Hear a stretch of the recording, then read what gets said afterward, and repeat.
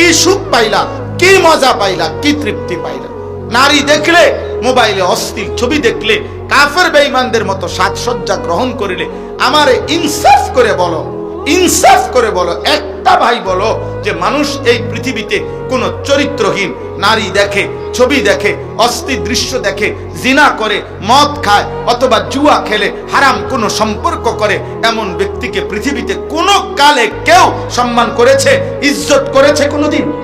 তাহলে তুমি ইচ্ছা করে নিজের এমন অপদস্থ লাঞ্ছিত করছো কেন?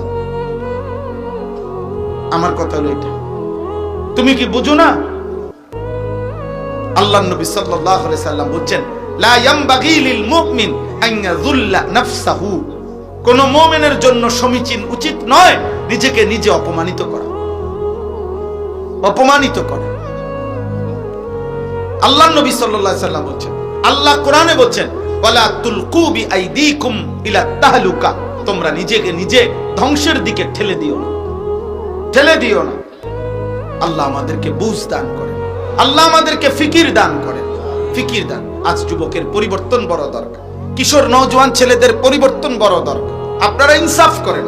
অভিভাবক পর্যায়ের যারা আছেন, যাদের ছেলে আছে, মেয়ে আছে, যাদের স্ত্রী আছে, আপনারা আপনাদের পরিবারের মনে রাখেন, বাবা, খাট পালং আর সোফা ফার্নিচারকে সংসার বলে না, সংসারের এই মানুষগুলোকে সংসার বলে। পরিবার বলে বউ বাচ্চাকে, সোফাকে পরিবার বলে না। এগুলা আসবাব, এগুলো উপকরণ, কিন্তু পরিবার। কেউ যদি বলে আমি পরিবার নিয়ে বেড়াইতে আসছি, তার মানে কি খাট পালং নিয়ে আসছে, সোফা ফার্নিচার নিয়ে আসছে? না না, বিবি বাচ্চা নিয়ে আসছে। তাহলে পরিবার বলা হয় মূলত বিবি বাচ্চাকে। তাহলে এই বিবি বাচ্চার ঈমান, আখলাক, চরিত্র, আল্লাহ রসুলের আনুগত্য, এটা জরুরি। যেহেতু আমরা মুসলমান, আপনি অস্বীকার করবেন কিভাবে? আপনার ভোটার আইডি কার্ডে, পাসপোর্টে, জন্ম নিবন্ধন সনদে, আপনার নিজের জবানে, আপনার কলিজার মধ্যে আপনি যে মুসলমান, এটা আপনি স্বীকার করেন না? কথা বলেন না কেন? স্বীকার করেন না আপনারা? ছেলেরা বলো, ভাই তোমরা স্বীকার করো না, তাহলে তোমরা ইসলামকে প্রত্যাখ্যান করছো কেন?